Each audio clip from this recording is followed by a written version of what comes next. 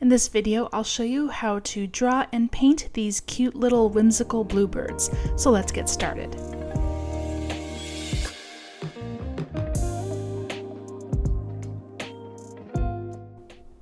I'm using Saunders Waterford cold press paper on a block, and I'll have the link in the description to the supplies I use for this project.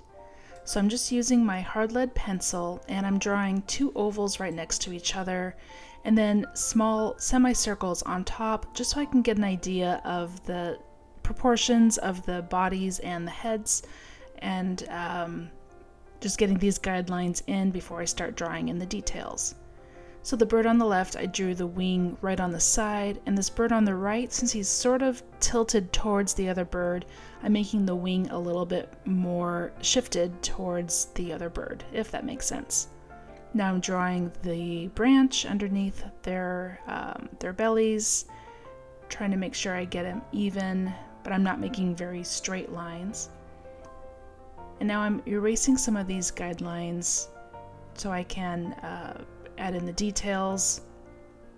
I have my proportions the way that I want them, so now I can start making a little bit more of a darker line to define the body and the heads.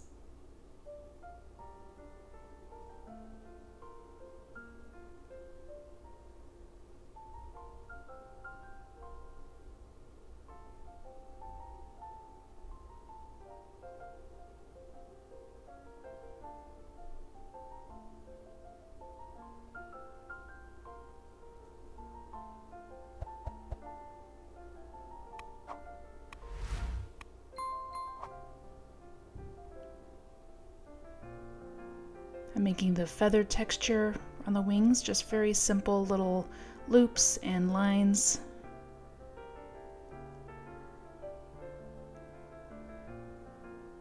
Now for the facial features, remember that heads are round, so my little crosshair indicators here are also curved, just so I can get a better idea of where I want to place the eyes and the little beak. I want to give them big foreheads so they look a little bit more cute. And then I can erase those guidelines once I have the eyes and the beak where I want them.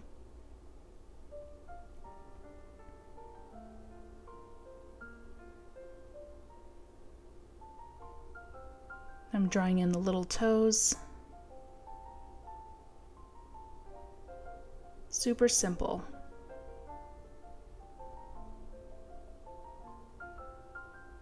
And for the tails, I drew semi-triangular shapes and just made another triangle on the bottom. Erase that guideline so they have the shape of a triangle missing a triangle shape on the bottom, if that makes sense. So I got some paint ready. It's my quinacridone sienna, and I'm starting by wetting the belly of the bird on the left, and then I add in that sienna color into the wet area. So I just make sure I keep a hard edge around the perimeter, and then I let the paint flow into the pre-wet area on the belly. And I want to keep it darker on the edges and lighter towards the middle. So I rinse and gently blot my brush, and then I just kind of push the pigment around from the edges to the center, so there's a nice gradation from more intense color to more light color. Now I'm using some Perylene Violet here, which is a nice brownish purple color that complements well with that sienna color, and I'm just dropping this in for some shadow. Since the bird on the right is casting a shadow on that bird, I make sure I put the shadow on the right side of the left bird there. And while I let that dry, I'm also going to do the same thing, painting the head of the bird on the right. And I'm using phthalo blue here, painting wet into wet.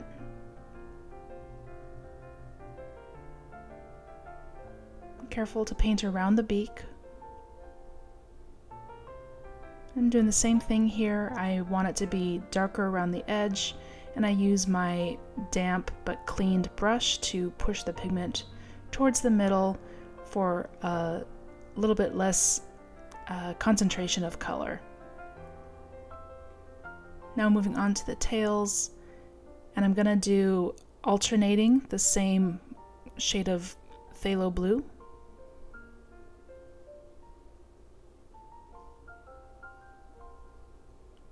Sorry, these are actually French ultramarine on these tail sections.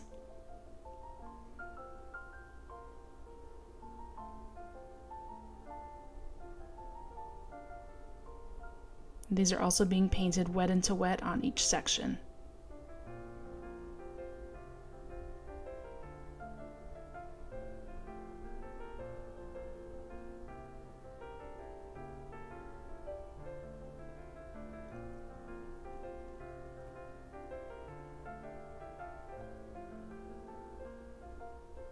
Now to paint the head for the bird on the left.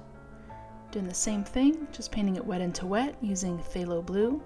Just make sure any other sections that were previously painted are completely dry so you don't get it a bleed from one section to the other.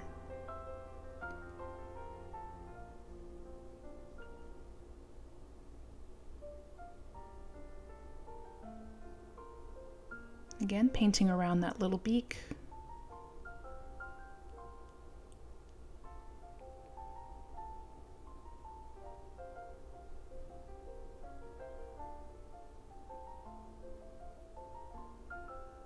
And pushing the pigment towards the middle.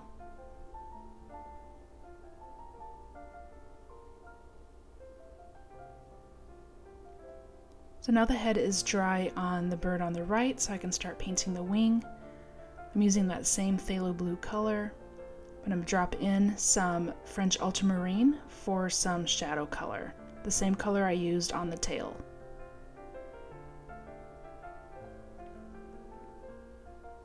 Using my smaller brush here, just so I can get into those tighter spaces. Have a little bit more control.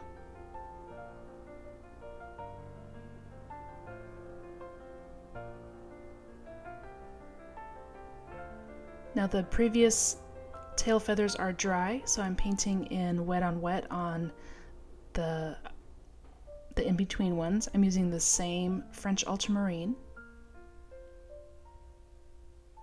It looks a lot darker because watercolor does dry lighter than when it's wet.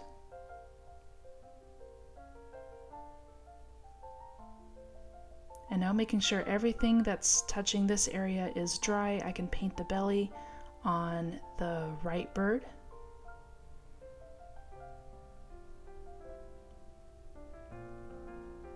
And I left that little space to his left unpainted. I want to make that more of a highlight area and just to add some more contrast between the two birds. So I'm going to blot my brush, and I'm going to lift a little bit of that pigment out of the way.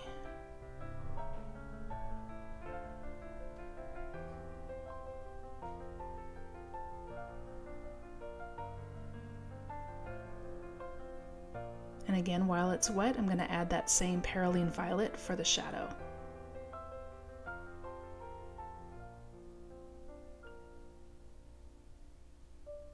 Just dotting it on into the wet paper, letting it mix with that sienna color. And I'm adding a little bit more sienna to kind of soften that transition.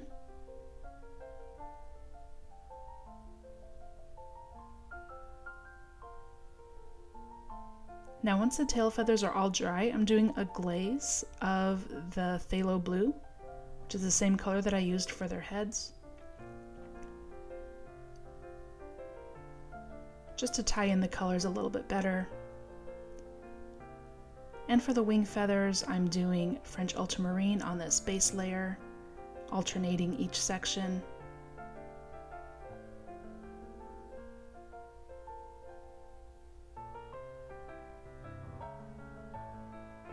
Again, painting them wet into wet.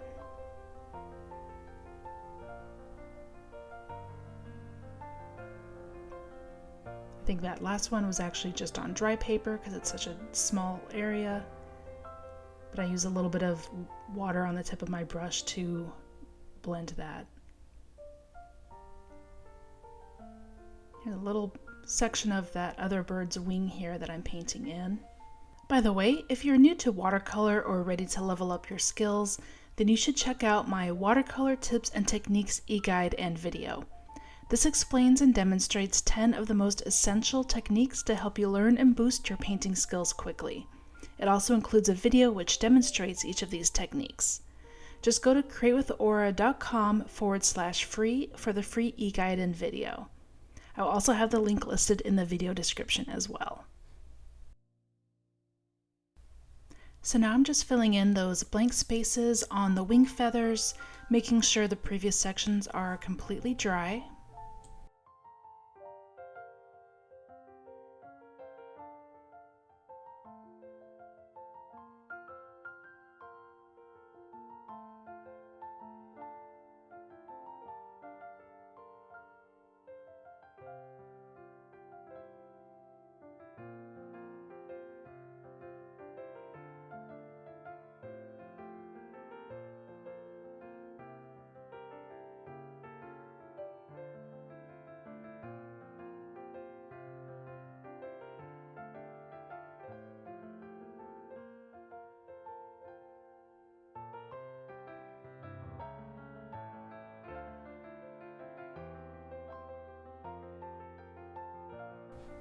And I'm using that sienna color for the beaks.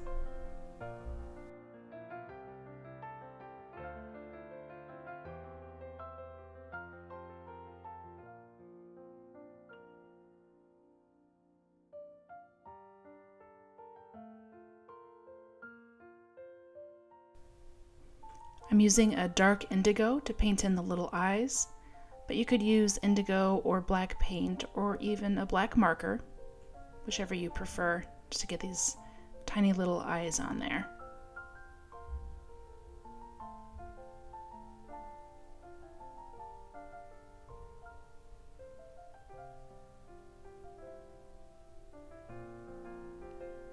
I was just checking to make sure that those feathers were dry, and I'm going to do the same thing. I'm going to paint a glaze of phthalo blue over the French ultramarine layer.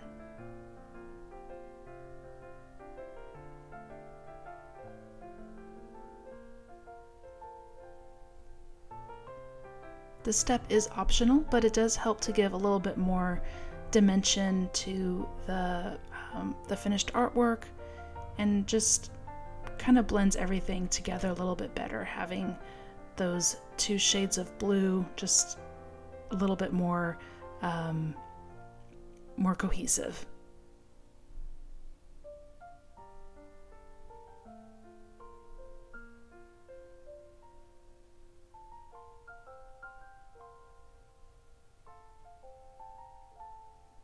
And now I'm going to paint the branch.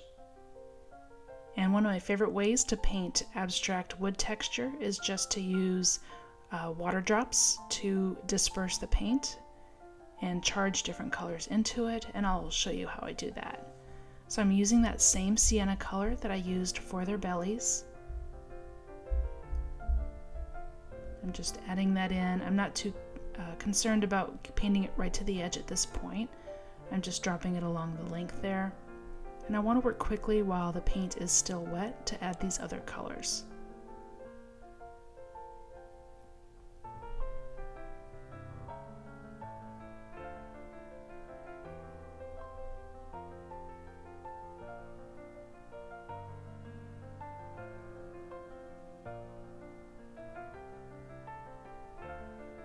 So I'm using that Perylene Violet, the same color that I used for the bird's bellies in the shadow area.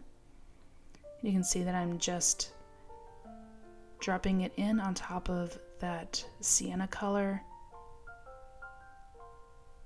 I want it darker where the bird's bellies are casting shadows. And I'm not trying to cover up all the sienna, I'm just dotting it here and there, letting that first color show through.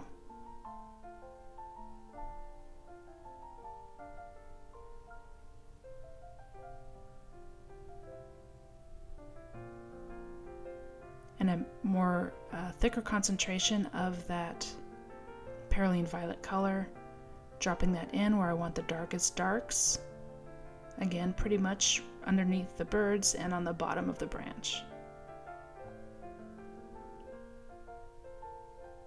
And even darker still.